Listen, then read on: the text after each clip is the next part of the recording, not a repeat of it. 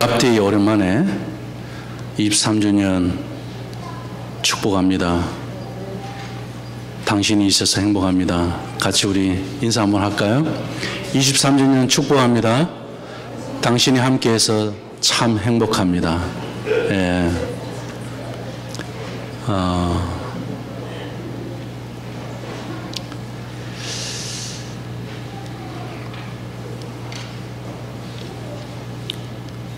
23주년 늘 우리가 이야기할 때 20주년의 매듭을 지을 때 어메이징이라고 그랬죠. 하나님의 은혜로 20년을 달려왔고 20년을 달려오게 하신 그 하나님께서 이제 앞으로 또 20년을 어웨이커닝해서 깨우는 교회, 이제 D6 사역의 마중물 교회가 되어서 교회들을 깨우고 잠자는 무너진 가정들, 잠자는 교회들을 깨우는 그런 교회의 모습으로 또 20년을 달려가자. 하나님 주신 그 비전을 품고 우리가 함께 20주년의 매듭을 지을 때 나눴습니다. 그러면 우리가 지금 이제 23주년이니까 어웨이커닝 몇 년 됐죠? 이제 3년이 되는 거예요. 그죠? 이 어웨이커닝 안에 많은 목사님들이 회복되어서 돌아오고 깨어나고 교회와 가정들이 일어서리라고 저는 믿습니다. 왜냐하면 지난 3년 동안에도 우리 교회뿐만 아니라 우리 교회 가정들뿐만이 아니라 저는 직접 목도하고 그 현장을 항상 보고 있습니다. 한국에 가서 하는 사역도 마찬가지고 목사님들이 10년, 20년, 30년 목회 하신 분들도 왜 가장 중요한 것을 빼버리고 아니면 잊어버리고 했을까 하고 지금이라도 그러면서 은퇴하시는 분들은 안타까워서 한숨을 쉬기도 하시고 통곡을 하기도 하시면서 왜 이제 이것을 알게 되었는지, 그러면서 우리가 성경에 있는 것 외에 다른 걸 이야기하는 게 아니잖아요.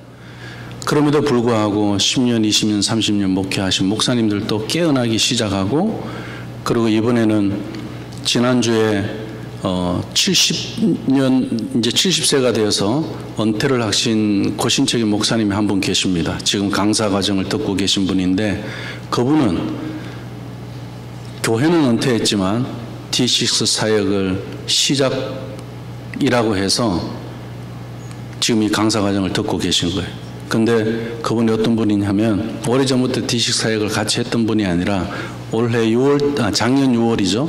6월에 컨퍼런스에 참석하셨다가 당신 은퇴 몇 개월 안 남았는데 너무 쇼킹한 거예요.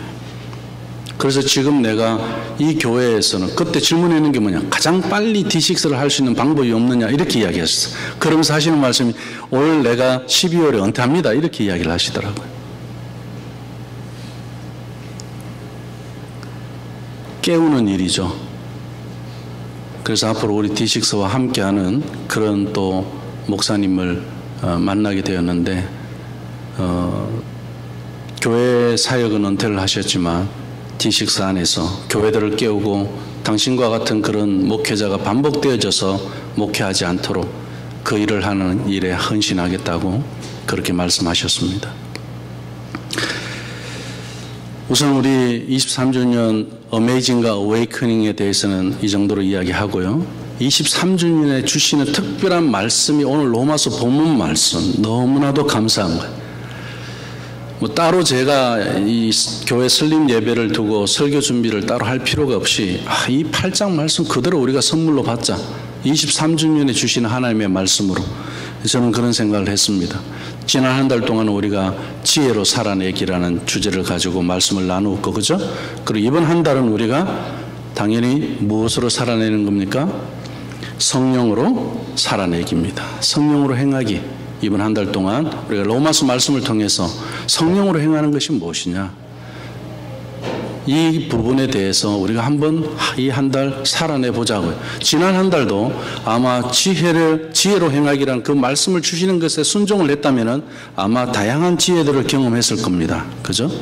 그리고 마찬가지로 오늘은 우리가 이 로마서 8장의 말씀을 가지고 성령 안에서의 삶, 이렇게 에 대해서 나눌 텐데, 성령 안에서의 삶이 무엇일까요? 성령이 내 안에 있을 때와 성령이 내 안에 없을 때의 삶의 차이가 무엇이냐는 거예요. 성령도 하나님이시죠.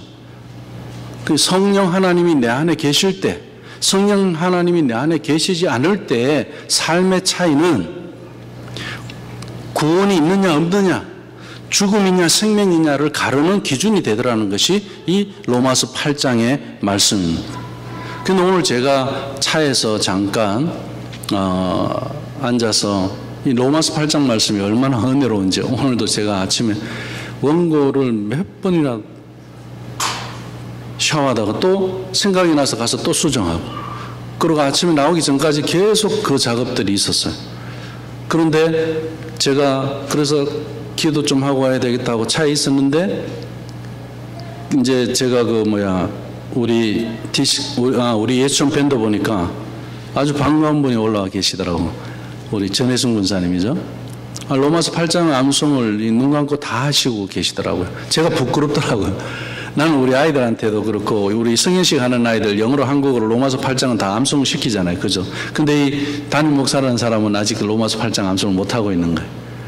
너무 부끄러워서 이번에 우리 아이들하고도 그 말씀 암송 캠프를 내가 하겠다고 자원한 이유가 뭐냐면, 6장 전체를 내가 외우고 싶어서. 아이들 외우게 하려고 하는 게 아니에요. 내가 외우고 싶어서.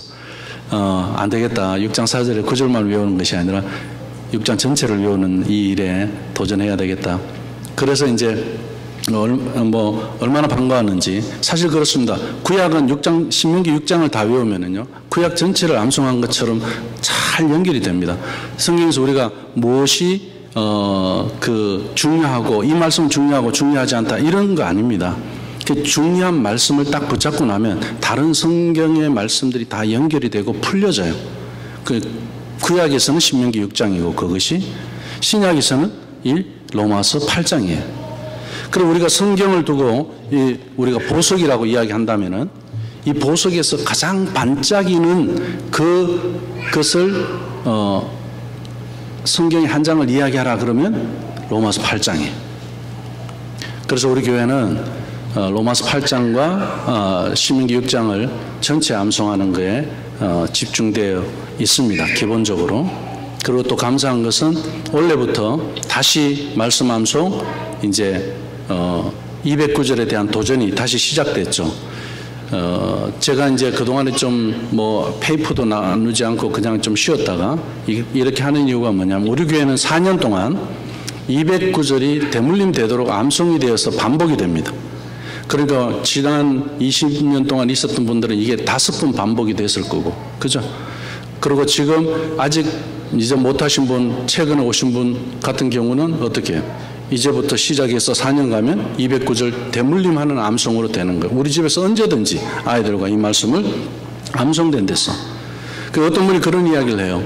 성경이 다 타더라도 로마서 8장만은 남아있었으면 좋겠다, 그렇게 이야기해요. 그게 가능합니까? 내 마음에 새겨놔야지.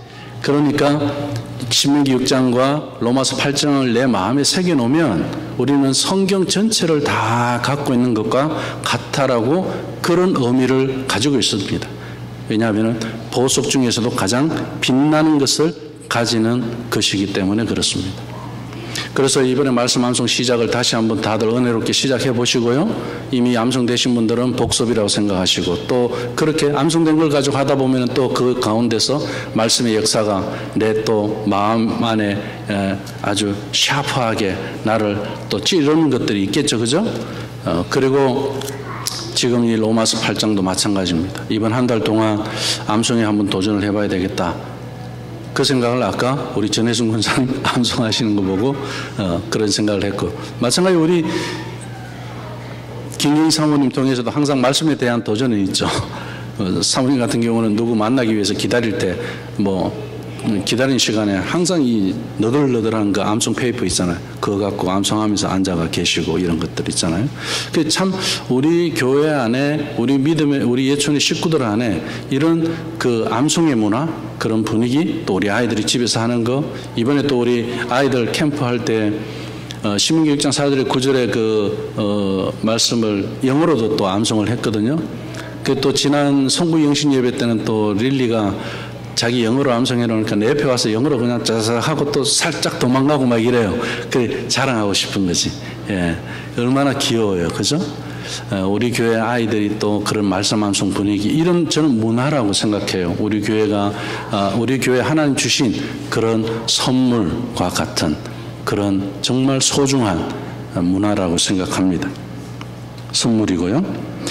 그 오늘 말씀에 들어가 보겠습니다. 우리가 이 로마서 8장이 다른 성경에 비해서 특별히 무게가 있다, 이 이야기는 아까 말씀드린 것처럼 이것은 중요하고 중요하지 않다. 성경의 말씀, 하나님 말씀은 어느 것 하나 중요하고 중요하지 않은 것이 하나도 없어요. 다 진리이시고 다 중요한 겁니다.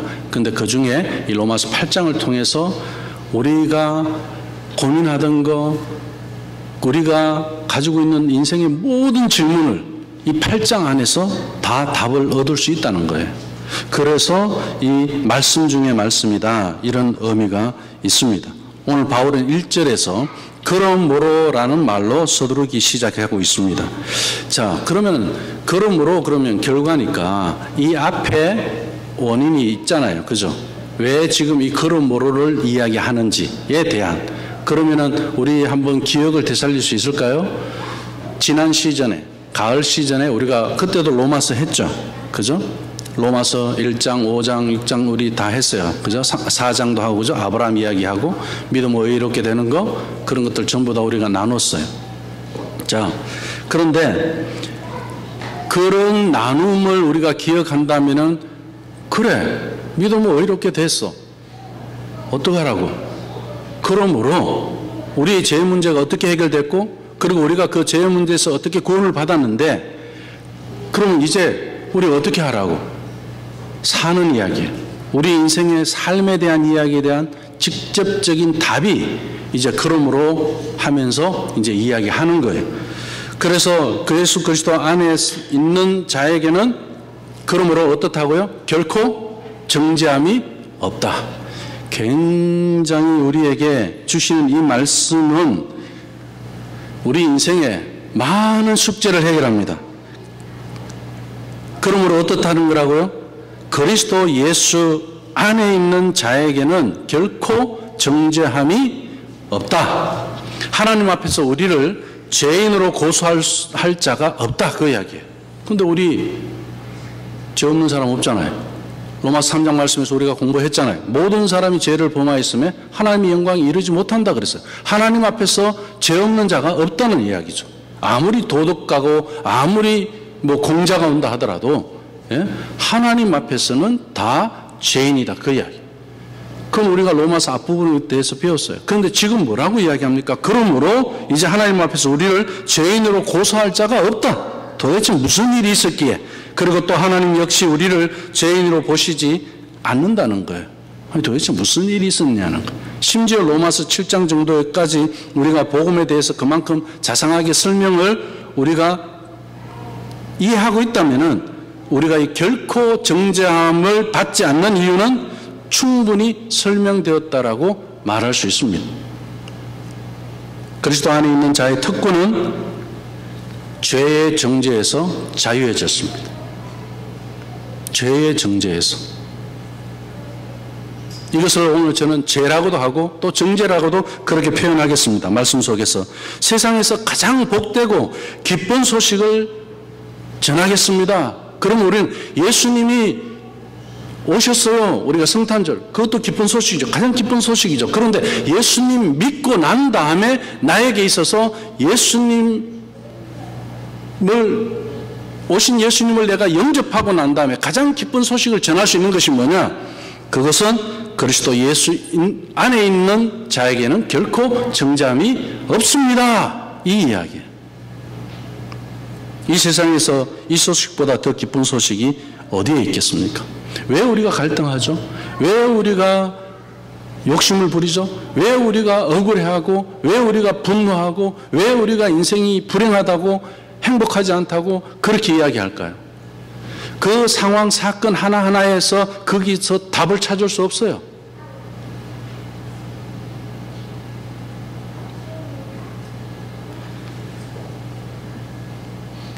하나를 죽어도 살 수가 없는 기쁜 소식이 뭐냐? 그리스도 예수 안에 있는 자, 그리스도 예수 안에 있는 자에게 있어서의 자유함이에요. 그래서 우리가 뭐 좀 잘못했잖아요. 그러면 저 사람은 피하게 돼요. 그죠? 그게 아니에요. 제 안에서 우리가 자유해졌잖아요. 저 사람, 왜 내가 담대하게 그 사람 앞에 나갈 수 있죠? 저 사람이 나를 정죄할 사람이 아니니까. 충분히 나를 이해해 줄 사람이니까. 저 사람은 충분히 나를 받아줄 사람이니까. 이런 죄가 있음에도 불구하고 사랑과의 관계에서도 그런 걸 우리가 뭐라고 이야기합니까? 친구라고 그래요. 가족이라고 그래요. 부부라고 그래요. 가족 안에는 그런 일이 있더라도 그러한 것들을 어떻게 해요? 부끄러워하지 않습니다. 그런데 아담과 하와는 어떤 일이 생겼죠? 부끄러워하기 시작하게 된 거예요. 그게 뭐 때문에요? 성경에서는 가리는 것을 이야기하고 있지만 바로 이 정죄예요. 사람을 부끄럽게 하는 거예요. 죄책감이에요. 더 이상 죄책감이 없다는 겁니다. 우리 아이들이 아무리 잘못해도 부모 앞에 달려올 때는 어떻게 해요? 죄책감 가지고 오나요? 물론 자기들이 잘못했을 때 마음속에 뭔가가 있겠죠. 집에 있는 강아지도 지가 잘못하면 막 이렇게 숨는데, 그죠? 그런 죄책감이 있어요. 그런데 어떻게 해요? 내가 자비를 베풀 때, 부모가 자비를 베풀 때 이 아이는 그 죄책감에서 어떻게 되죠? 자유하게 된다는 이야기예요. 이 세상에서 이 소식보다 더 기쁜 소식이 있을까요? 그런데 이 말씀이 과연 기쁘고 감사한 소식이 됩니까? 저는 이 질문을 하고 싶은 거예요. 되고 있지 않다면 우리는 아직 선악과에서 나온 인간의 죄, 이 정죄가 무엇인지 처절하게 인식하지 못하고 있다고 보아야 할 것입니다. 중요한 거예요. 우리 교회 23년 동안 가장 많이 반복하고 끊임없이 이야기하고 강조한 메시지가 이겁니다. 내가 선악과 안에서의 삶이 어떤 것이고 생명나무 안에서의 삶이 어떤 것인지를 분별할 줄 아는 그리스도인으로 살아보자. 우리는 그 이야기입니다. 지금까지 그렇게 외쳐왔습니다. 아직도 자기는 다른 사람들보다 무언가 나은 것이 있다고 보고 있는 것. 이게 선악과예요. 거짓말하는 사람 보고 자기가 거짓말하는 거 생각 안 하고 거짓말했다라고 그러죠. 남을 속인 거 가지고 내가 속인 거 이야기 안 하고 저 사람이 속였다라고 이야기하죠. 왜 그럴까요? 모두 다가 자기의 의의를 가지고 살아가요. 자기의 의의를 가진 사람들이 어떻게 해요? 나보다 나은 사람은 없는 거예요. 그래서 다 죄인을 만드는 겁니다. 자기의 의의를 가지고는 답이 없어요. 그래서 로마서 8장에서 1절에 제일 먼저 이야기하는 것이 그리스도 안에 있다면은 결코 정죄하면 안 된다는 이야기예요.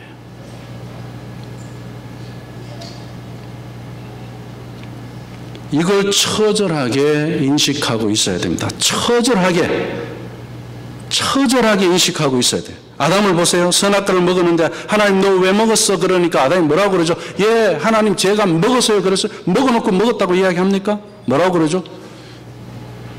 하와가 정죄하잖아요. 우리 항상 정죄의 대상을 찾는 것이 선악과예요. 선악과의 삶이 그겁니다. 이 죄를 대신할 사람을 찾는 거예요.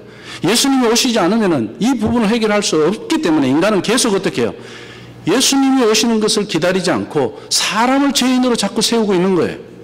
나 대신에 책임져 줄 사람, 나 대신에 이 죄를 인정해 줄 사람, 나는 의인이야. 선악과를 막 먹고 나니까 이렇게 되었단 말이에요. 선악과를 먹기 전에는 아담이 하와를 두고 뭐라고 이야기했죠? 내 뼈 중에 뼈고 내 살 중에 살이고 내 생명 중에 생명이란 말이에요. 그런데 선악과 먹고 나니까 어떻게 됐죠?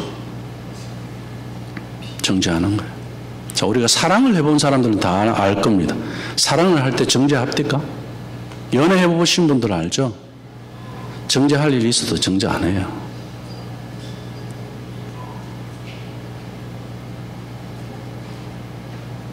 사랑이 그런 거예요.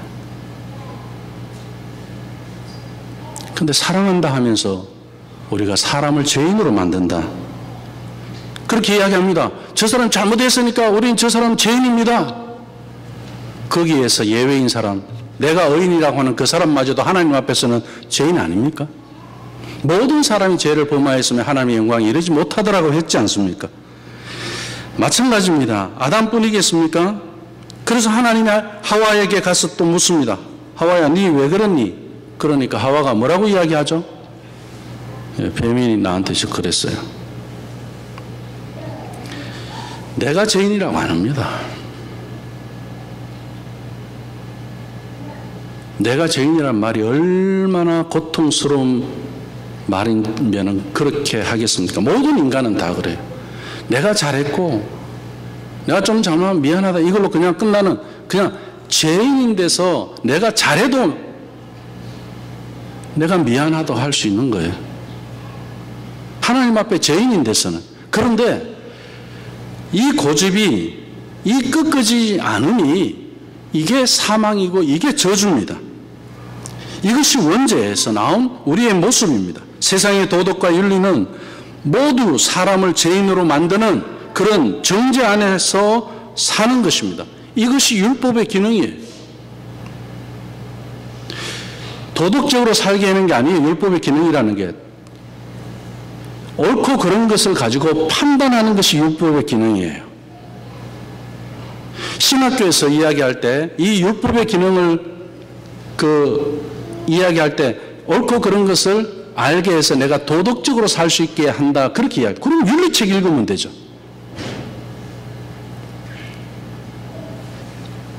부족한 해석이에요. 율법의 기능은 옳고 그런 것을 내가 알고 판단하는 거예요. 그것을 가지고 정죄하는 겁니다. 더군다나 교회 다니는 사람들은요, 아는 게 많고 성경을 읽었기 때문에 옳고 그런 거 판단하는 것 정확하게 들어옵니다. 예수 믿는 사람 저러면 안 되지. 딱 나와요. 세상 사람들도, 교회 한다는 사람들도 예수 믿는 사람 저러면 안 되지. 그러지 않습니까? 근데 교회 다니는 사람이 하물며 우리는 해야 되는 거 하지 말아야 되는 거 수없이 설교 들었고 성경 공부를 했기 때문에 알아요. 그래서 어떻게 해요? 누구보다도 우리는 사람을 도마 위에 죄인으로 십자가에 못 박는 일을 우리가 할 수 있다는 이야기예요. 왜? 우리가 누구보다도 더 도덕적이고 더 그런 분별을 할 수 있는 사람이기 때문에 그렇습니다. 그런 위험에 빠질 수 있다는 것. 그래서 바울이 로마서 7장에서 뭐라고 이야기합니까? 오호라 공고한 자라 그래요. 내가 사망 가운데 있는 것을 탄식하고 있어요. 그렇죠. 우리는 순간순간 거기에 빠집니다. 그렇게 될 수밖에 없어요. 그런 데서는 영혼을 죽이는 거고 하나님의 형상을 무너뜨리는 것이지 율법에 구원이 있습니까?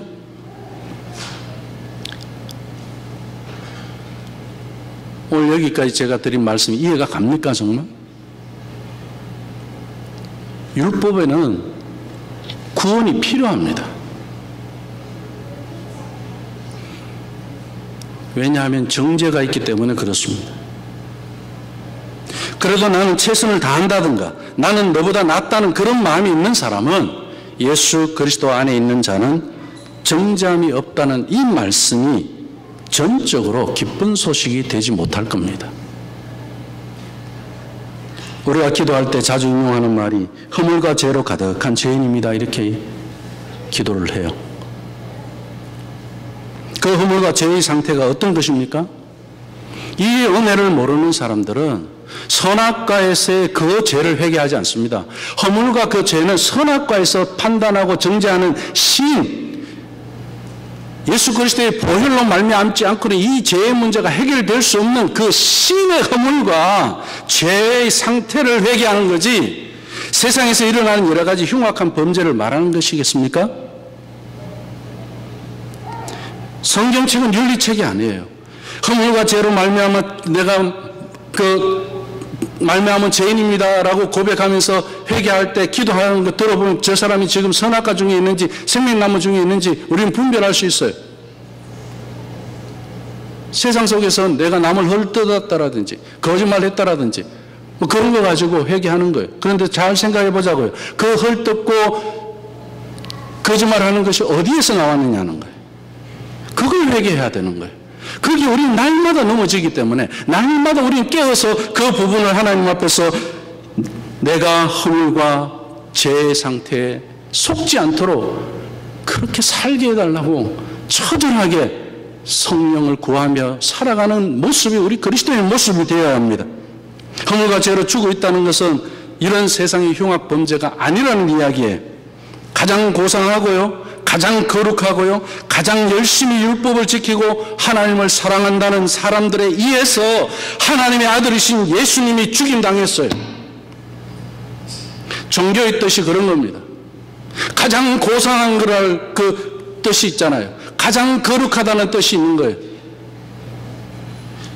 유대인들이 가장 고상하고 가장 거룩하고 가장 열심히 율법을 지키는 종교였습니다. 그런데 왜 그들이 예수님을 십자가에 못 박았을까요?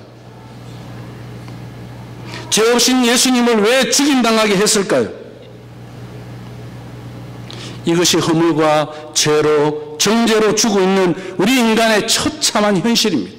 내가 가장 고상하기 때문에 저 사람을 정죄해요. 내가 가장 거룩하기 때문에 저 거룩하지 않은 불경하다고 해서 그 사람을 정죄합니다. 하나님이 보실 때는 내가 불경했어요. 내가 가장 어리석었어요. 그런데 이제 내가 어떻게 해요? 저 사람보다 조금 낫다고 해서 내가 저 사람이 이랬어요 저랬어요 하고 우리가 지적한다. 이것이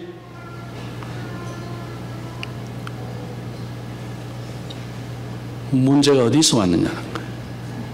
이런 문제가 우선 먼저 우리가 분명히 믿어야 할 것이 있습니다. 우리가 정죄함을 당하지 않는 실제적인 이유가 뭐냐? 정죄함 당하지 마세요. 정죄할 일도 없지만 해서도 안 되지만 정죄함을 당하지도 마세요. 왜냐하면 그 이유는 분명합니다. 오늘 말씀을 보면 성령 때문에 그래요. 성령 때문에. 내 안에 성령이 계신 걸 믿으시기 바랍니다. 2절 말씀을 보면 이는 그리스도 예수 안에 있는 생명의 성령의 법이라 그래요. 나에게 죽음의 법이 아니라 생명의 성령의 법이 나가 정죄받을 때마다 내 안에 어떻게 해요? 오히려 그 정죄가 생명으로 바뀌는 거예요. 그 생명의 성령의 법, 이 법이 죄와 사망의 법에서 너를 어떻게 했다고? 해방시켜줬다고 그랬어요. 해방하였습니다. 이렇게 성경은 분명히 말씀합니다. 우리가 예수를 구주로 영접하면 그 순간부터 우리 마음에 성령이 임하셨다는 사실이에요. 이것을 우리는 믿어야 합니다. 9절 말씀을 보면요, 만일 너희 속에 하나님의 영이 거하시면, 만일 너희 속에 하나님의 성령이 거하시면 너희가 육신에 있지 아니하고 어디에 있다고요? 영에 있다고 그랬어요. 이것을 뭐 아주 특별한 영에 있다는 것을 가지고 영적이라고 해서 어떻게 신비적인 걸 이야기하는데 그렇지 않아요. 너무 심플한 거예요. 내 안에 하나님이 계시면 우리는 영의 사람인 거예요. 그게 신비인 거예요. 누구든지 그리스도의 영이 없으면 뭐라고요? 그리스도의 사람이다 그래서 아니라고 그랬습니까? 아니에요. 지금 예수 믿는 사람인가 아닌가, 그리스도인인가 아닌가를 분별하는 결정적인 조건이 뭐냐? 성령을 내 안에 모셨느냐 모시지 아니했느냐를 가지고 따져야 된다는 이야기입니다. 이런 의미에서 오늘 예배를 드린 우리 예춘 식구들은 모두가 결코 정죄함 없는 그런 성령 안에서의 자유한 삶이 있는 줄로 믿습니다. 이걸 믿어야 돼요. 예수 그리스도를 믿는 사람들은요, 죄와 사망과 율법에서 완전히 해방되었습니다. 예수님의 피로 우리의 모든 죄가 완벽하게 다 용서되었기 때문입니다. 주의 보혈 능력이 있도다. 왜요? 결코 정죄함이 없도록 우리 죄를 다 해결해 주셨기 때문에 이 정죄가 없다는 이야기예요. 우리가 그리스도 안에 있으면 성령과 생명의 법이 우리를 주관합니다. 내가 주관하는 게 아니에요. 그래서 자기의 의를 가지고 이야기하는 사람들은 모두 나를 다 죄인으로 만듭니다. 나 외에는 다 죄인이에요. 우리 속에 성령님이 안 계시면 우리는 그리스도의 사람이 아닙니다. 성령님께서 우리 마음에 계시면 우리는 타락에서 온 그 정죄의 말을 할 때 성령은 우리에게 영적인 생각을 하게 하십니다. 예수님을 믿고 나서도 지식적으로 그런 타락한 본성에서 속고 있고 그 정죄를 따라 생활하는 사람은 속히 거기서 속지 않도록 오늘 결코 정죄함이 없다는 이 말씀에 아멘하도록 성령께 구해야 합니다. 답이 있다니까요. 우리 인생의 가장 큰 문제가 뭐죠?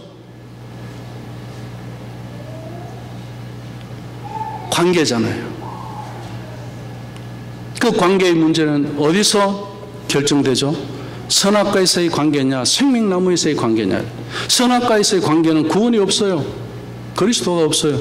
생명나무에서의 관계는 구원이 있습니다. 그래서 로마서 8장 12절에 17절 말씀에서 바울은 오늘 예수님을 믿는 우리가 성령님의 인도로 살아야 한다고 이야기하죠. 그래서 우리를 어떻게 해요? 양자라고 이야기하는 거예요. 하나님의 상속자라서 그리스도와 함께 영광을 받기 위해서, 영광만 받기 위해서가 아니라 영광을 받기 위해서 우리가 그리스도와 함께 어디에도 참여하는 거예요? 고난에도 함께 참여하는 거예요. 고난도 함께 받아야 할 것이니라 이렇게 권고합니다. 우리의 믿음 생활이란 그런 거예요. 왜 고난을 받아야죠? 정죄하지 않고 내가 져야 할 십자가 있기 때문에 그 고난이 있는 거예요. 세상 살아가면서 인생이 힘들어서 고난이 아니라 억울하잖아요. 분하잖아요. 나는 안 그랬는데 가장 가까이 있는 사람으로부터 공격받잖아요. 정죄받잖아요. 우리 예수님이 그랬잖아요. 십자가에서까지도 그렇게 정죄받았지 않습니까? 근데 아버지, 우리 예수님이 어떻게 말씀하셨죠? 그 십자가의 고난과 그 고통과 그 죽음 앞에서 아버지여 저들이 알지 못하고 그러니 아버지여 저들을 용서해 주십시오. 그렇게 기도했습니다. 우리가 예수님과 함께 있다면, 성령이 내 안에 있다면 우리에게 이 기도가 있는 줄로 믿습니다. 성령님께서는 영이셔요.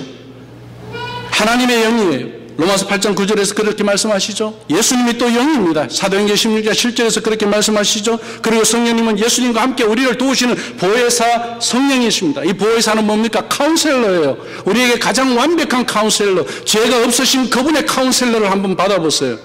그 보혜사 성령, 그 예수 그리스도가 보내주신 그 보혜사 성령, 요한복음 14장 16절 26절에서 말씀하시죠. 우리 예수님이 왜 승천하셔야 하느냐? 보혜사 성령을 보내서 이제는 눈에 보이는 제자들만을 사역하시는 것이 아니라 이스라엘 땅에서 제한된 그곳에서만 사역하시는 분이 아니라 시간과 공간을 초월해서 성령을 이제 보내주심으로 해서 이 성령이 보내주심이 곧 나의 구원이 있게 했지 않습니까? 내가 이스라엘에서 태어나지도 않았어요. 예수님 그때 당시에 내가 살지도 않았어요. 그런데 지금 이 시대에 이곳에서 내가 구원을 경험하고 있잖아요. 이것이 보혜사 성령 때문이지 않습니까? 그분과 카운셀링, 상담을 하세요. 예수님 어떻게 해야 합니까? 내 안에 계신 성령님 어떻게 해야 합니까? 성령님께서는 우리로 예수님을 믿게 하시고 결코 정죄함이 없도록 우리를 지켜주시고 우리를 거듭나게 하신 분이 성령님이십니다. 성령님은 우리를 도우신다고 그랬어요. 어떻게 도와주신다고요? 탄식함으로 그렇게 도와주시고 탄식함으로 우리를 위해서 기도해 주시는 분이 성령님이십니다. 로마서 8장 14절 26절에서 그렇게 말씀하고 있죠. 말씀을 통해 우리를 가르치십니다. 성령님은 말씀을 통해 그러니까 우리가 매일매일 말씀 묵상하는 것은 종교적인 행위를 하는 게 아니래요. 계속 가르침을 받아야 되는 거예요. 왜? 성령님과 카운셀링하기 위해서 말씀을 봐야 되는 거예요. 묵상하는 거예요. 성령님은 예수님을 믿는 자들을 충만하게 하십니다. 그 말씀 우리 안에 들어올 때 어떻게 해요? 정죄를 이겨내는 힘이 생겨요. 어디로 갈 수 있게 해줘요? 우리를 인도해줘요. 예수 그리스도가 십자가에 못 박히신 그 십자가로 우리를 인도해 주셔요. 그런데 그 십자가는 죽음이고 고통이지만 거기서 우리는 무엇을 경험하죠? 하나님의 자비를 경험합니다. 하나님의 은혜를 경험하는 거예요.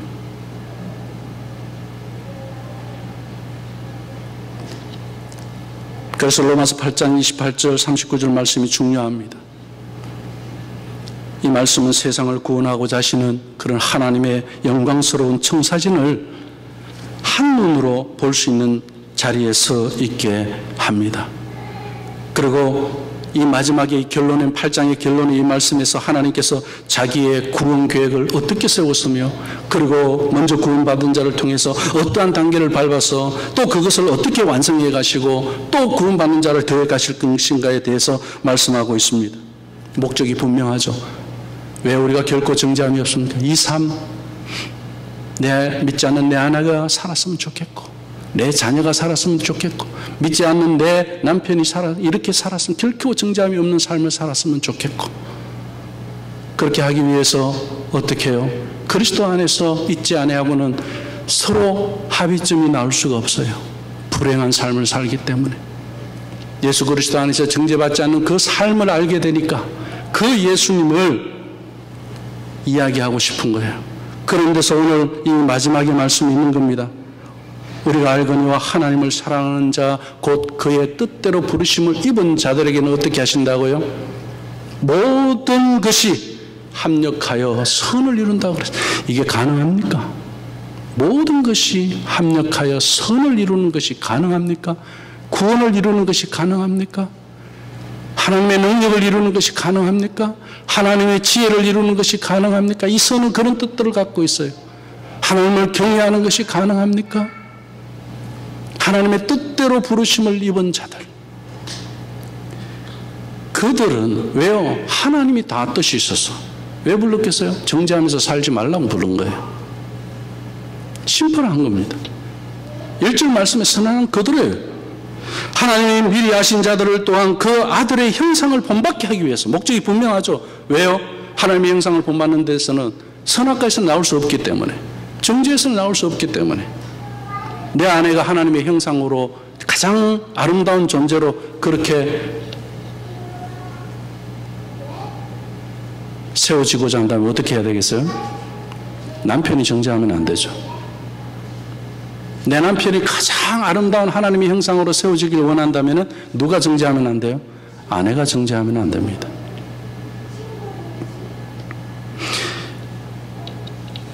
그 아들의 형상을, 예수님의 그 형상을 본받게 하기 위해, 하나님의 형상을 본받게 하기 위해서 어떻게 해요? 미리 아신 자들로 해서 미리 정하셨다. 그럼 먼저 믿는 우리가 중요한 겁니다. 우리가 그 하나님의 형상을 본받는 것이 중요해요. 이는 그런 많은 형제 중에서 맏아들이 되게 하려 하시면, 많은 형제들 중에서 맏아들은 누굽니까? 예수님이에요. 자, 우리 예수님이 맏형이 돼 있어요. 근데 우리는 그 예수님의 다 동생들이에요. 형제. 예수 믿는 사람들은 다 그렇게. 지금 그 이야기 하는 거예요. 그러면은 예수님을 맏형으로서 우리는 누구를 본받는 거예요? 그래서 우리 예수님을 본받는 거예요. 그런 동생들이 많아지는 것, 이것이 하나님의 뜻이다, 그 이야기예요. 또 미리 정하신 그들을 또한 부르신 그들을 또한 의롭다 하시고, 맞죠? 계속 그렇게 세워주시는 거예요. 그리고 의롭다 하신 그들을 또한 영화롭게 하시는, 이거 어때요? 천국에 들어가서 까지 이야기하는 거예요. 자, 정죄는요 어디까지 가게 하는지 아세요? 사람을 죽이는 걸로 끝나지 않습니다. 사람을 그냥 죄인으로 만드는 걸로 끝나지 않아요. 지옥까지 간다는 이야기예요. 그러나 의인은 어디로 간다고요? 영화롭게 하는 저 천국으로 간다는 이야기입니다. 미래 영원한 것까지도 이야기 좀 끊어요. 생명나무에서는 어떻게 영원한 생명이 나온다는 이야기죠. 그리고 선악과에서는 어떤 게 나와요? 영원한 죽음이 나온다는 이야기입니다. 그런즉 이 일에 대하여 우리가 무슨 말 하리요? 만일 하나님이 우리를 위하시면 누가 우리를 대적하리요? 정죄에 대해서 억울해하지 말라는 거예요. 그것 가지고 분노하지 말라는 거예요. 너에겐 정죄함이 없어. 누가 지켜줘요? 우리 하나님이. 아무도 대적할 수 없다는 거예요. 자기 아들을 아끼지 아니하시고 우리 모든 사람을 위하여 내주시니가 어찌 그 아들과 함께 모든 것을 우리에게 주시지 아니하겠느냐. 우리가 다 가졌어요. 예수님이 갖고 있는 거 다 있는 거예요. 누가 능히 하나님께서 택하신 자들을 고발하리요. 더 이상 정죄받는 것에 대해서 바울이 다시 지금 강조하고 이야기하는 거예요. 제발 거기서 좀 자유해라. 의롭다 하시니는 하나님이시니 누가 정죄하리요. 문제는요, 다른 사람이 나를 정죄하는 것보다 더 무서운 게 있거든요. 자기가 자기 자신을 정죄하는 거예요. 만날 내가 죄인이래. 구원받아 놓고도 자신을 정죄하는 거예요. 내가 죄인 되었을 때이죠. 선악과에 있었을 때 그때 모습을 보고 지금 예수 믿지 않고 정죄하며 살아가는 저 사람들을 불쌍히 여기는 것은 생명나무에 있을 때 그렇게 보여지는 거예요. 성령이 내 안에 있을 때 달라지는 거예요. 생각이 그렇게 달라지는 거예요. 근데 어떻게 해요? 만날 내가 교회 와서 또 제 잘못했습니다 그러고 죄인입니다 그러고 그렇게 죄가 뭔지 몰라. 로마서 8장 말씀 가지고 하루 종일 부흥회하고 싶을 정도예요. 너무너무 중요한 말씀이에요. 저는 그래서 이걸 어떻게 압축해서 어떻게 전하면 좋을까? 가장 핵심되는 것.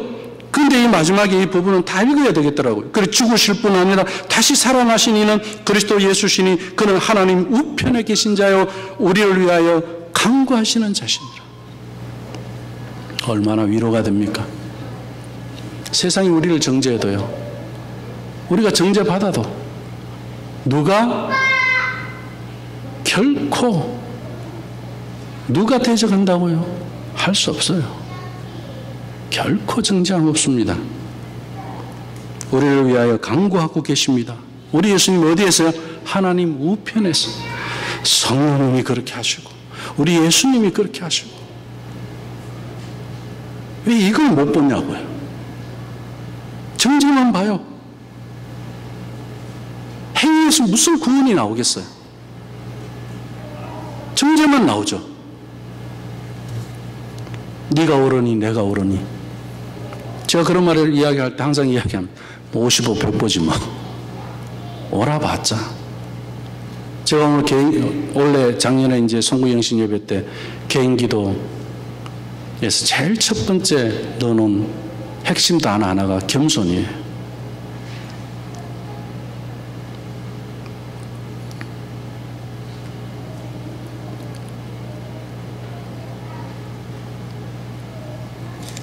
왜요? 구원받은 은혜를 잃어버릴까 봐. 그걸 살아내는 것으로 복음을 전해야 하는데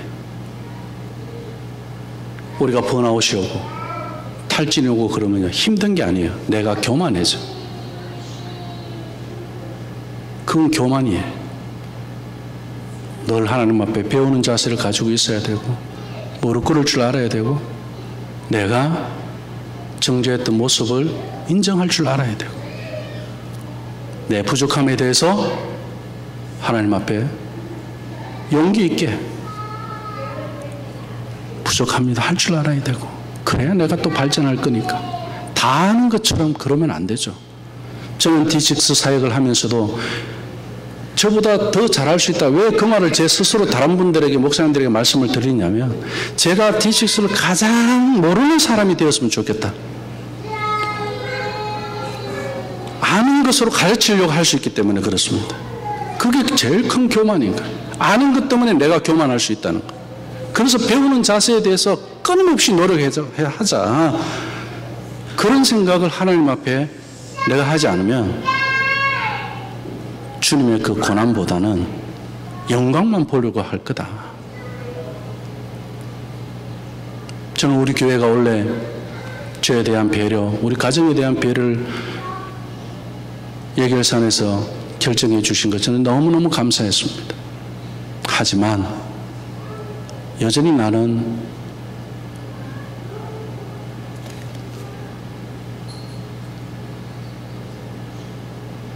겸손하고 가난을 즐길 줄 알아야 되고 거기서 하나님과의 그 심령이 가난한 자는 복이 있다는 이 말씀을 놓치면 안 된다. 더 가난해져야 되고 더 낮아져야 된다. 제 스스로 그렇게 다짐하면서 감사했습니다. 이것은 예수님의 사랑 때문에 그렇습니다. 누가 우리를 그리스도의 사랑에서 끊으리요? 끊을 수 없는 거예요. 그 사랑 안에 있으면 하나님이 이런 지혜를 주시고 이런 생각을 주시고 이런 삶을 살게 하시고 이것이 성령 안에서 사는 삶이에요.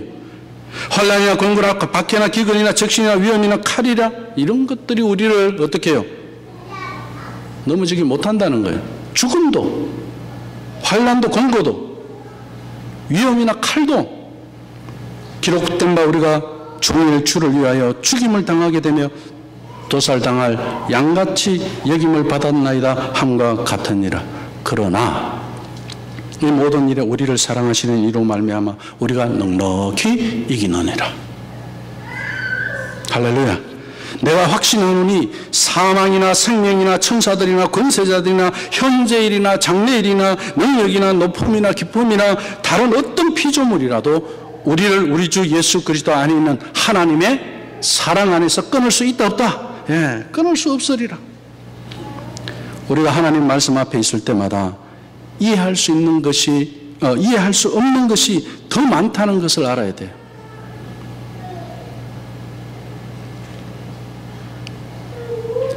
성령이 우리에게 깨우쳐 주시는 것 하나라도 우리가 내가 겸손하게 순종할 수 있을 때 그것도 하나님이 함께 해주셔야 할 수 있는 것을 우리는 다 경험해 봤을 겁니다. 그렇지 않으면 바로 우리는 속아요. 정죄로 가요. 하나님 계획 안에 있다는 그 자세를 마지막까지 견지해야 됩니다. 중간에 포기하면 안 돼요. 중간에 바꾸면 안 돼요. 그건 믿음이 아니에요. 그래서 인내도 필요하고 고난도 우리는 지나가야 되는 거예요. 그래서 십자가가 있는 거고, 그래서 성령님이, 예수님이 하나님의 보좌 우편에서 우리를 위해서 기도하고 탄식하고 있는 겁니다. 끝까지 갈 수 있도록. 그래서 우리는 끝까지 갈 수 있게 되는 줄로 믿습니다. 데살로니가전서 2장 14절 16절 말씀입니다. 14절 말씀을 보니까 형제들아 너희가 그리스도 예수 안에서 유대에 있는 하나님의 교회들을 본받은 자 되었으니 저희가 유대인들에게 고난을 받음과 같이 너희도 너희 나라 사람들에게 동일한 것을 받았느니라. 15절 말씀 중요한 게 있어요. 자, 유대인 이야기를 해요. 그러면서 유대인은 주 예수와 선지자들을 어떻게 했다고요? 죽이고 그랬어요. 주 예수와 선지자들을 죽였다. 자, 하나님의 선민이에요. 그런데 하나님의 선민이 누굴 죽였어요? 주 예수와 선지자를, 자기들이 기다리는 메시아를 죽였어요. 그리고 하나님의 말씀을 전하는 선지자들을 죽였어요. 우리를 쫓아내고 하나님을 기쁘시게 아니하고 모든 사람에게 대적이 되어 우리가 이방인에게 말하여 구원 얻게 함을 저희가 금하여 자기 죄를 항상 채우매 노하심이 끝까지 저희에게 임하였느니라. 유대인은 고상하고 거룩한 그런 종교인이었지만 그들은 어떤 자들이더라고요? 하나님의 노하심을 끝까지 그들 안에 가지고 있는 자들이다. 이렇게 이야기해요. 정죄의 삶이 그런 거예요. 하나님의 노하심을 내가 지금 갖고 있는 거예요. 그걸 알아야 돼요. 그래서 데살로니가 성도들에게 이런 위로와 격려를 하면서, 그 데살로니가 성도들이 어떤 성도들이에요? 정말로 인도에 미쳐있는 성도들이잖아요. 그죠? 바울이 그리고 가장 짧은 시간에 교회를 개척한 곳이 거기잖아요. 한 주도 채 안 있었던 지역에서 교회가 생성된 거예요. 그런데 그 사람들의 믿음이 성령이 역사해버리니까 아멘 주 예수에 어서 오시옵소서 하고 오늘 주님 오실 거야, 내일 주님 오실 거야 이러면서 신앙생활을 하고 있는 거예요. 성령 안에서의 삶을 사는 거죠. 그런데 그들에게 어떻게 이야기해요? 유대인들에게서부터 이들이 정죄를 받거든요. 야, 무슨 소리, 아직 메시아도 안 왔는데 막 이런 식으로 고춧가루 뿌리는 거죠. 그들에게 바울이 이런 편지를 쓰는 거예요. 괜찮아. 오히려 그들은 하나님의 진노를 품고 있는 자들이 너희들이 제대로 하고 있는 거야. 이렇게 격려해 주는 편지가 이 데살로니가 편지입니다. 그뿐만 아니라 이방인에게 복음 전하는 것까지 이들은 막 유대인들은 금하고 있잖아요. 선악과의 삶이 그런 거예요. 아무리 고상한 종교라 하더라도요, 아무리 우리 기독교가 고상한 종교라 하더라도 선악과 안에 있으면요 어떻게 된다고요? 복음 전하는 거요 자신 없어요. 그냥 나만 믿으면 됐지 이거예요.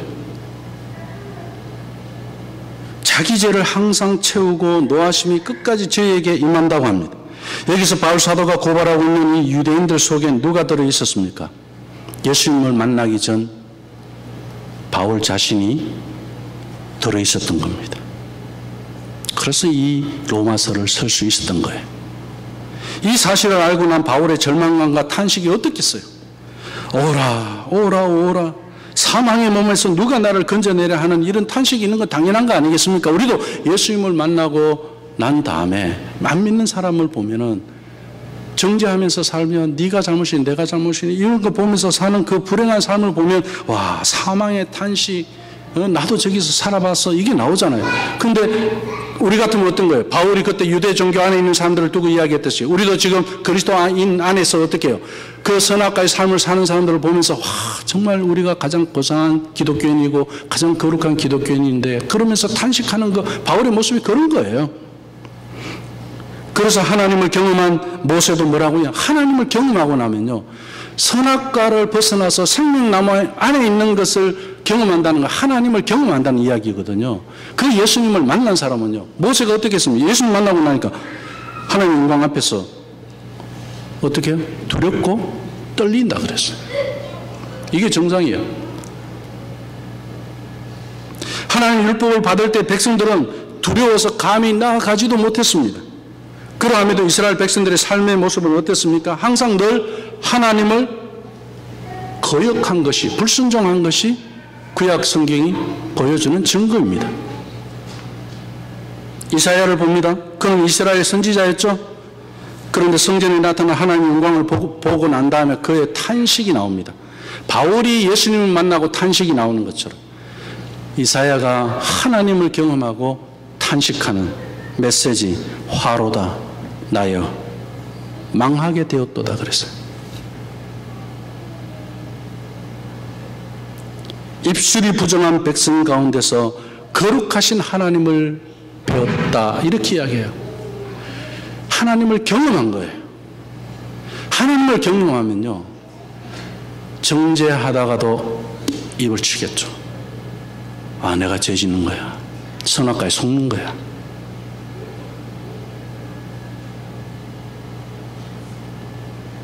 그리고 이사야가 뭐 어떻게 이야기합니까? 그 문제 하나님을 경험하고 난 다음에 죄의 문제가 해결되고 나니까 이사야가 하나님의 음성을 들어요.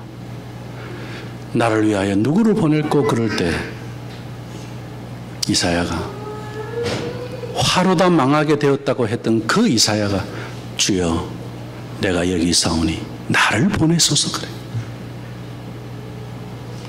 제가 목회자의 소명을 받을 때 이 이사야서 6장에 이 말씀이었어요. 주여 내가 여기 있사오니 나를 보내소서. 이 말씀이 없었으면 저는 화로다 망하다 해서 제 인생은 끝났을 겁니다. 다윗은 어땠습니까? 자신은 죄악 중에 잉태했다고 그랬어요. 죄악 중에 잉태했고 죄를 어떻게 한다고 그랬어요? 먹고 마시며 살았다고 그렇게 이야기합니다. 내 자기 의의를 이야기하지 않는 거예요. 나만 잘났고 나만 옳고 내가 그러고 네가 잘못이야 이런 이야기하는 사람들이 아니더라는 거예요. 성경의 인물들은, 하나님을 만난 사람들은 그렇게 고백하지 않더라는 거예요. 베드로는 예수님께서 일으키신 기적 앞에서 뭐라고 이야기했습니까? 나는 죄인으로서이다. 예수님 불렀을 때, 그 물고기 기적이 일어났을 때, 밤새도록 고생해도 물고기 안 잡혔는데 예수님이 가서 깊은 데로 가서 그물 던져라고 했을 때 가서 물고기 배가 잠길 정도로 그 물고기를 잡아갖고 다른 배까지 부를 정도로 물고기를 많이 잡게 된 거예요. 그리고 예수님 네 나 따르라 그러는 예수님 뭐라고 그럽니까? 베드로가 뭐라고 그럽니까? 나는 죄인이다. 나를 떠나소서 그래요. 사도 요한은 계시를 받으면서도 그 영광을 보는 그 주님 앞에서 영광을 보고 있잖아요. 얼마나 좋아요. 우리 같으면 와, 하나님의 영광을 내가 봤어 이럴 거 아니에요. 근데 사도 요한이 어떻게 했죠? 엎드렸어요. 왜 엎드렸을까요? 자기 이제 죽었다.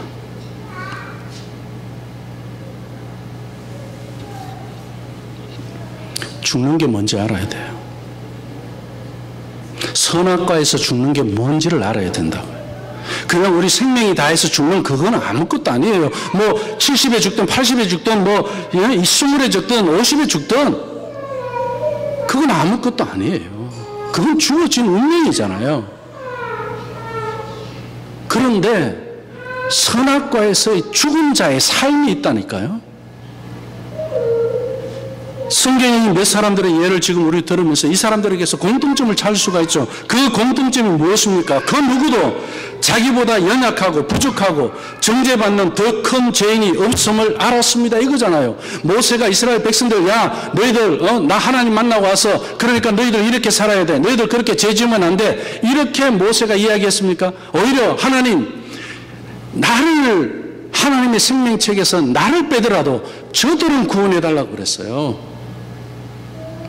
저들은 살려달라고 그랬어요. 성령님이 내 안에서 사실 때 내가 다른 사람과 상대적으로 낫다는 생각이 들 틈이 없어요. 성령님이 내 안에 계시면 내가 저 사람보다 좀 더 똑똑해, 내가 저 사람보다 좀 더 잘났어. 제가 우리 강사과정 하다 보면요, 그런 생각으로 들어오신 교수님도 있고, 그런 생각으로 들어온 그런 또 이 목사님들도 있어요. 뭐 박사님도 계시고. 그런데요, 결국 어디서 하나님의 은혜를 아느냐면요, 내가 지금까지 알았던 것을 모른다고 할 때 은혜가 들어가더라고요. 그분들에게도. 그래서 제가 제일 첫 번째 겸손한, 내가 제일 모르는 자다, D6를 내가 제일 모르는 자다, 그 생각을 하게 되는 것은 강사과정을 가르치는 입장에서 있는 나에게 주신 하나님의 마음이에요. 내가 상대적으로 낫다는 생각이 내가 저 사람보다 낫다는 생각이 들 틈이 없다니까요. 성령 안에서 사는 삶이라면은 오히려 어떻게 이야기합니까? 공통점, 큰일 났다, 나 이제 죽었다, 차라리 나에게서 떠나주소서, 용서하소서, 죄송합니다, 미안합니다, 이런 말 정도는 어려운 것도 아니에요. 근데 우리가 부부관계에서, 부모와 자녀와 관계에서, 세상 친구와의 관계에서, 사람과의 관계에서 왜 그런 말이 그렇게 힘들까요? 하나님을 만난 사람들의 이 공통적인 고백에서 우리가 지혜를 얻어야 합니다. 이것은 하나님을 떠난 인간의 실상이 어느 정도로 하나님 앞에서 처참한지 아는 사람들의 고백이에요. 이들에게 최고의 위로와 기쁨과 감사가 무엇이겠습니까? 내가 너의 죄를 사하노라, 죽었다. 그럴 때 내 너를 죄를 사하노라, 결코 너는 이제 정죄함이 없다.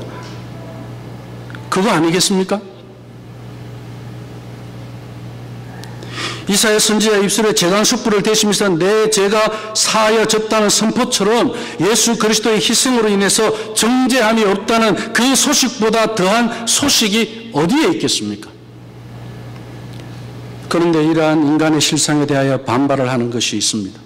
저 사람이 사랑받을 짓을 해야 사랑할 수 있지 않느냐고 그렇게 이야기합니다. 사람들은.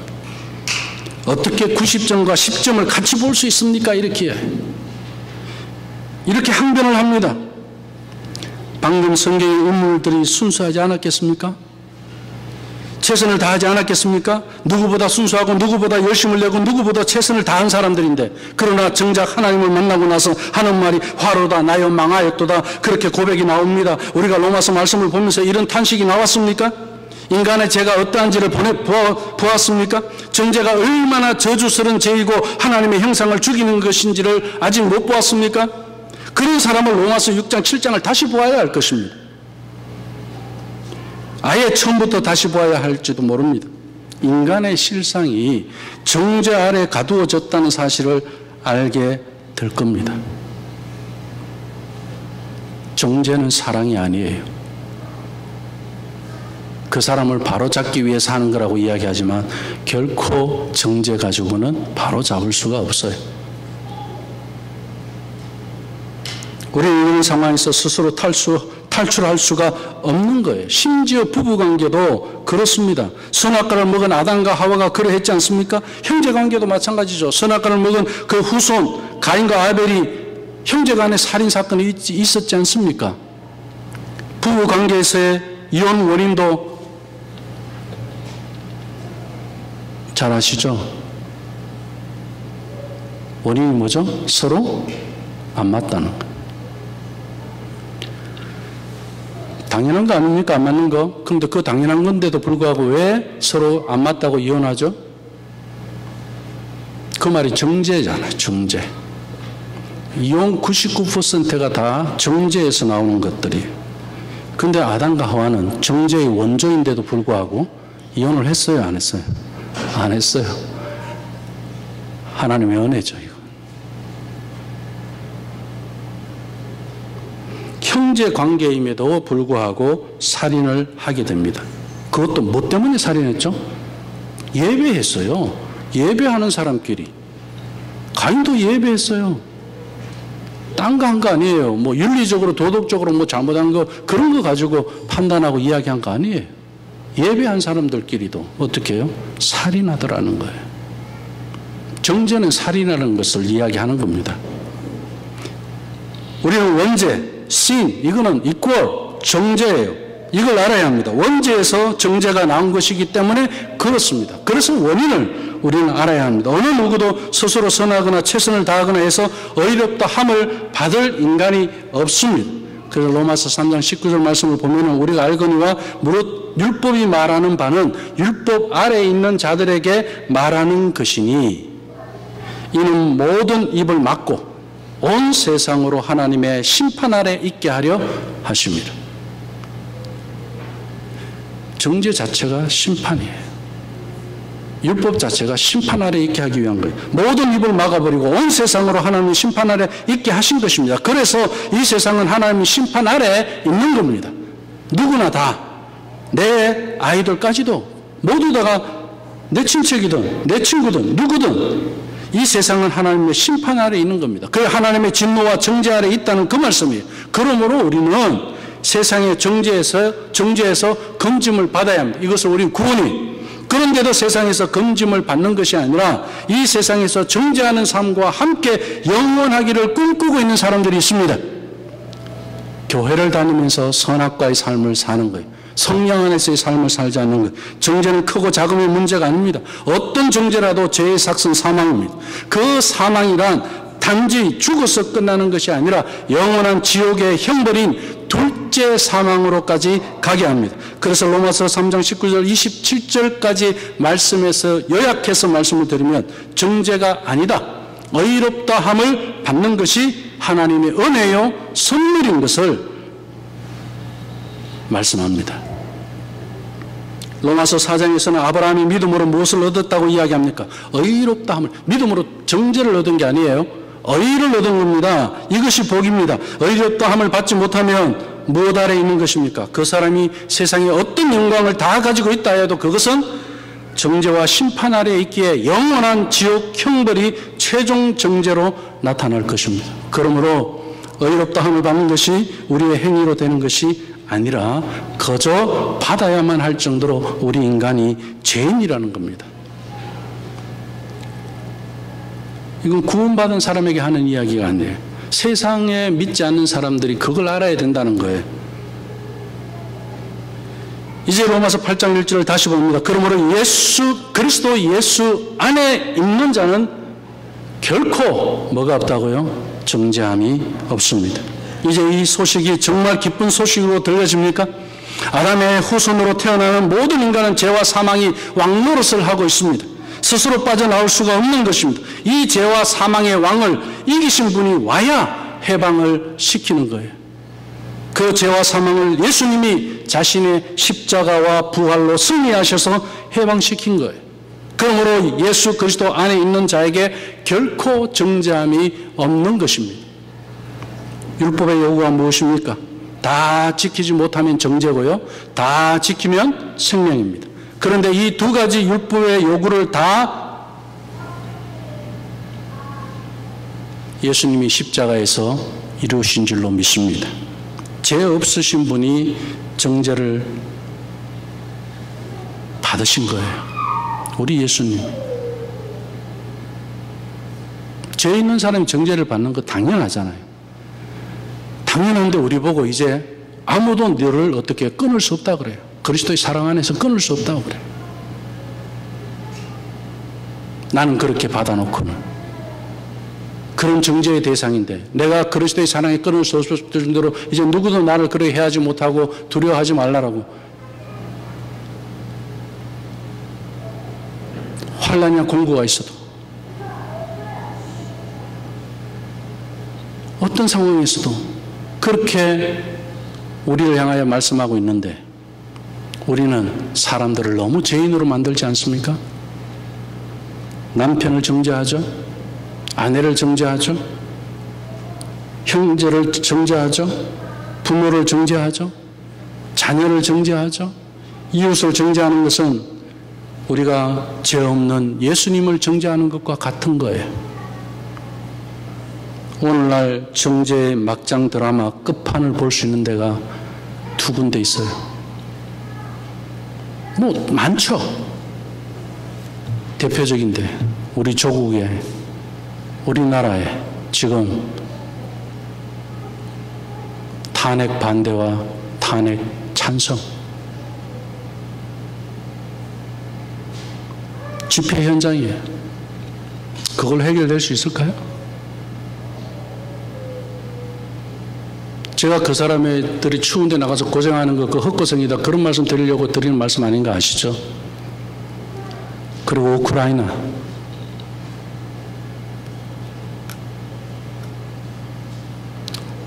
그 전쟁이 어디에서 나왔을 것 같습니까? 다 선악과에서 나오는 거예요. 속지 마세요. 그런 일은 없겠지만 혹시 이혼하고 싶으세요? 제가 이렇게 질문하니까 깜짝 놀라겠죠? 정죄하면 돼요. 가르쳐 드릴게요. 정죄하면 돼요. 자식과 부모 관계를 끊고 그냥 이놈이 하도 말을 안 들어서 그냥 자식을 죽이고 싶습니까? 정죄하면 돼요.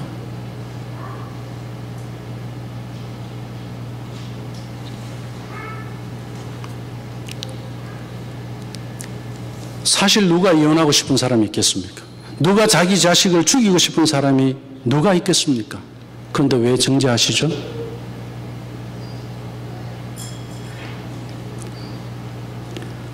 아직 선악과 안에 있음을 알아야 합니다. 선악과에서 나와서 생명나무이신 예수님을 영접한 사람만이 정죄하지 않을 수 있습니다. 교회 다니는 거로 안 돼요. 교회 10년, 20년, 30년 다닌다고 이 문제 해결되는 거 아니에요. 목사라고요? 아니에요. 목사가 더 못할 수 있습니다. 전도사가 더 못할 수 있어요. 선교사가 더 못할 수 있어요. 왜 그런지 아세요? 너무 많이 알아서. 성경을 너무 많이 알아서. 옳고 그런 걸 너무 많이 아니까. 성도들 정죄하기 너무 좋죠. 그래서 설교도 다 정죄 설교할 수 있죠. 율법 설교할 수 있죠. 이런 설교 십자가에 못 박지 않으면 우리가 어디서 은혜를 경험하죠? 예수님을 인격적으로 십자가에서 만나본 사람이 영접한 사람입니다. 예수님을 영접한 사람이에요. 십자가에서 내가 거기서 예수님이 죽으신 것을 나도 거기서 경험해 보는 거예요. 무엇을요? 내가 형제를 정죄했던 거,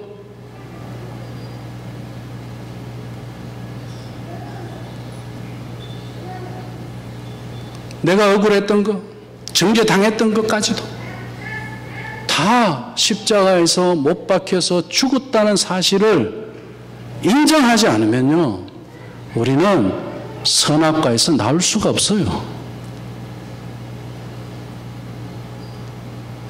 예수 그리스도 안에 있지 않으면 결코 정죄함이 없다는 말씀이 그 말씀입니다. 이러한 정죄를 예수님은 어디에서 다 이루셨어요? 십자가에서 다 이루셨잖아요. 그래서 우리 자꾸 십자가에 가서 죽어보자 그러잖아요. 뭐가 죽어요? 내 억울한 거 갖다 놓고 죽어보자 이거죠. 내 손해본 거 가지고 가서 죽어보자 이거죠.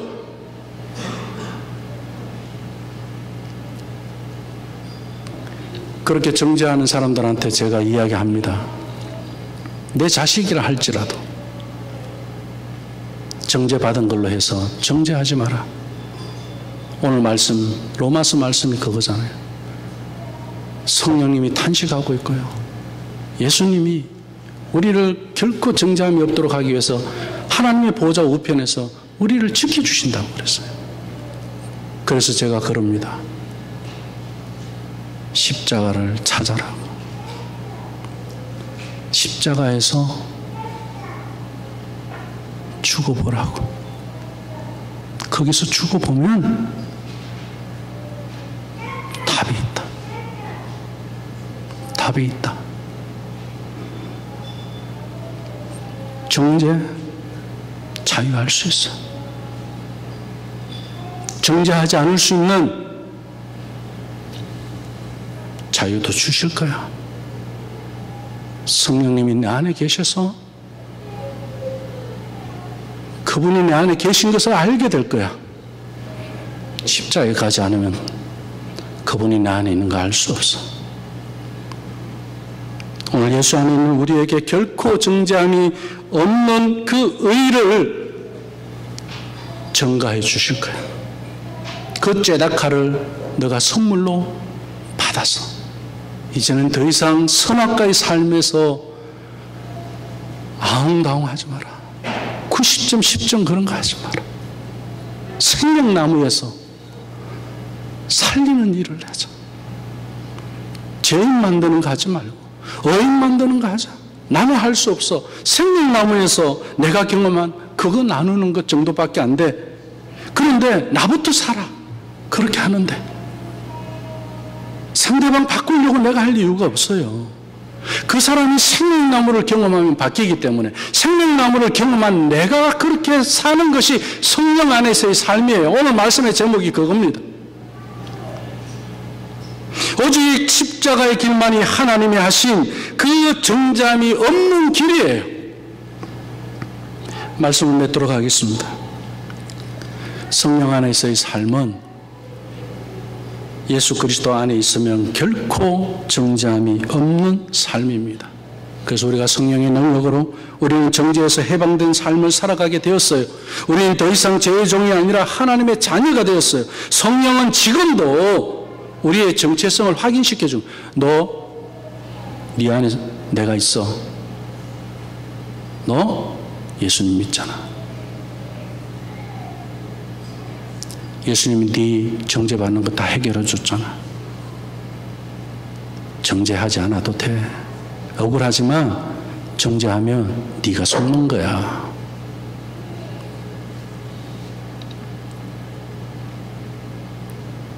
목사도 정죄의 대상이 아니고요. 장로님도 정죄의 대상이 아니고 권사님도 집사님도 우리 어린아이들 선생님들 누구도 정죄의 대상이 되어서는 안 됩니다. 무엇보다도 가정 안에서 남편은 아내의 정죄의 대상이 아니에요. 아내도 남편의 정죄의 대상이 아니에요.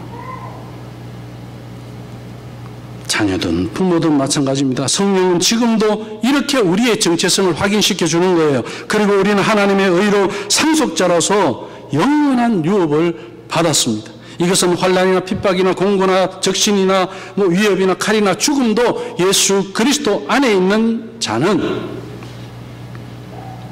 이 정죄에서 자유한 성령의 안에서의 그 삶을 빼앗기지 않는 거예요. 그 사랑에서 끊어지지 아니하는 것입니다. 성령 안에서 정죄와 사망의 그 법에서 자유하십시오. 율법의 정죄에서 속지 마십시오. 사단의 그런 정죄에 속지 마십시오. 예수 그리스도 안에서 결코 정죄함이 없는 성령 안에서 사시기를 주님의 이름으로 축원합니다. 기도하겠습니다. 사랑의 아버지 하나님 감사합니다. 걸어가신 아버지 하나님